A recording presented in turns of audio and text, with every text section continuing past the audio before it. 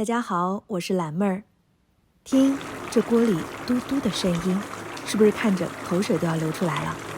最近减肥不想吃猪肉，就买了2块牛腩。不要看只有这一点儿，可是花了我100多块钱呢，可心疼了。好了，废话不多说，咱们取出牛腩，用清水清洗干净，切成小块儿。锅内已经倒了水，我们将牛腩冷水下锅焯水。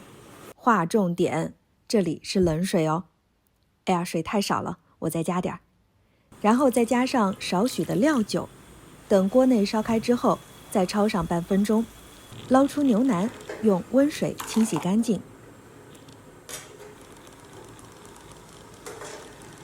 锅内倒油，烧热，先放入生姜片，再加香叶、桂皮、红干椒炒出香味。倒入焯过水的牛腩，翻炒均匀。倒入1勺老抽，4勺生抽，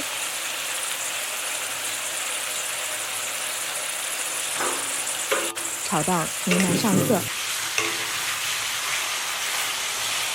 加入几粒冰糖翻炒，调色调味。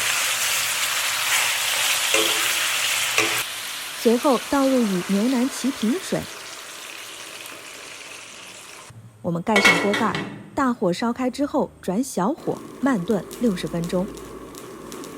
炖到牛肉烂糊了以后，开盖，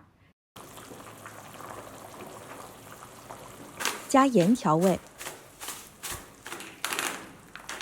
放入整颗的小葱，我们可以盖上盖子，继续焖煮20分钟。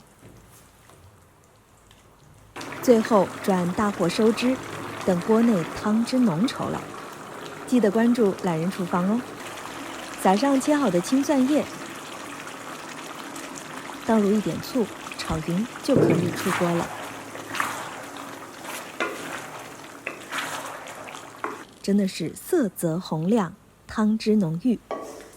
上桌前撒点小葱末点缀，看着是不是很有食欲呢？小伙伴们约起来吧。